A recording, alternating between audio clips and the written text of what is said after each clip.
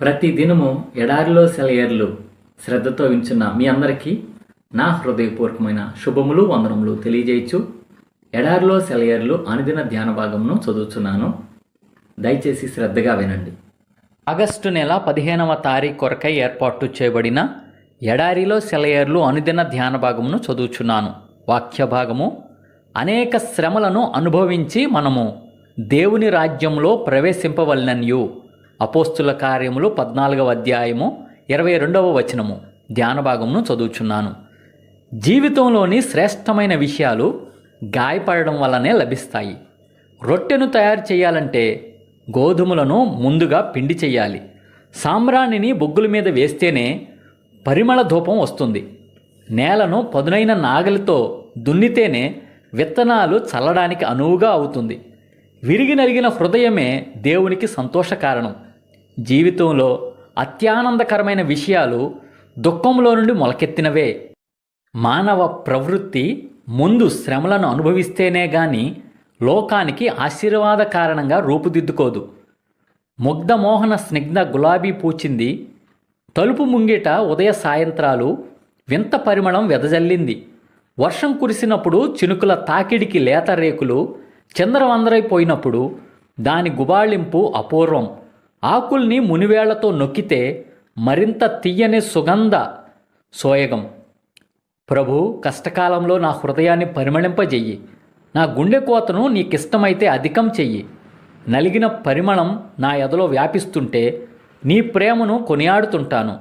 నువ్వు ఆదరించేవాడివిగా ఉండాలని కోరుకుంటే, ఇతరులకి సానుభూతి చూపించే శ్రేష్టమైన వరాన్ని నువ్వు ఆశిస్తే, శోధనలకు గురైన హృదయాల్లో మాట సాయం మాత్రం కాక నిజమైన మేలు చేయగలిగే శక్తి కావాలంటే, అనుదిన జీవితంలో ఇతరులకి బాధ కలిగించని మృదు హృదయం నీకు ఉండాలంటే, ఈ ఖరీదైన శిక్షణ నువ్వు పొందాలంటే ఆ ధరను చెల్లించాల్సి ఉంటుంది.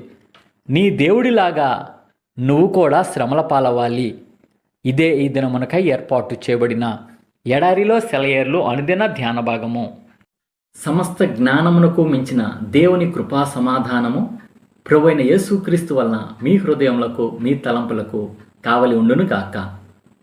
ఆమేన్. ప్రార్థన.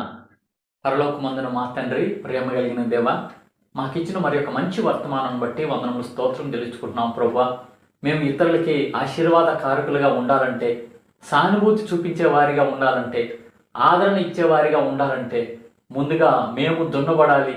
మేము సాంబ్రాణి ఏ విధంగా నిప్పులలో వేస్తే కరిగిపోతుందో, పరిమళ ద్రవ్యం పరిమళ సువాసన వెదజల్లుతుందో, మేము కూడా అలాగూ దున్నబడాలని, అలాగూ కాల్చబడాలని, అలాగూ చెక్కబడాలని ఈ దిన వర్తమానం ద్వారా మేము తెలుసుకుంటూ వచ్చాం. ప్రభువా, నీవు కూడా ప్రభువా సిలువలో ఎంతో భయంకరంగా తండ్రి దేవ మా కోసం ఆ శ్రమ అనుభవిస్తూ వచ్చావు ప్రభువా. అయితే తండ్రి, నీ ద్వారా, నీ యొక్క మరణం ద్వారా, నీ యొక్క గాయముల ద్వారా మాకు స్వస్థత, అలాగే విడుదల, విమోచన కలుగుతూ వచ్చింది ప్రభువా. దేవ, మేము కూడా అనేకుల్ని ఇహలోకపు బంధకాల్లోంచి విడిపించేవారి ఉండటానికి సహాయం చేయండి అయ్యా. ఎంతోమంది సైతాను బంధకాల్లో ఉంటున్నారు ప్రభువా. అయా, వారికి ఆ బంధకాల నుంచి యేసు క్రీస్తు నామంలో విడుదల కలుగునుగా కానీ ప్రార్థన చేస్తున్నామయ్యా. సహాయం చేయండి అయ్యా. అలాగనో ప్రభా, ఈ దినం దీవెనలతో ఆశీర్వాదాలతో ప్రతి ఒక్కరిని నింపమని వేడుకొంచున్నాం. ఈ దిన వర్తమానం విన్న నీ బిడ్డల్లో ప్రభా అయా గొప్ప ఉద్యమంతో నింపబడటానికి నీ నిమిత్తం ప్రభు ఎలాంటి శ్రమలైన ధైర్యంగా ఎదుర్కొని కృపా ధన్యత దయచేయమని వేడుకొంచు. మా కొరకు తిరిగి త్వరలో రానయ్యున్న యేసు పరిశుద్ధ నామంలో ప్రార్థించి వినయంగా వేడుకొంచున్నాము తండ్రి. ఆమేన్. మన తండ్రి అయిన దేవుని యొక్క ప్రేమ, ప్రభు అయిన యేసుక్రీస్తు వారి కృప, పరిశుద్ధాత్మ యొక్క అన్యోన్య సహవాసము సదా మీ అందరికీ తోడై ఉండును గాక. Amen. Praise the lord. Shalom.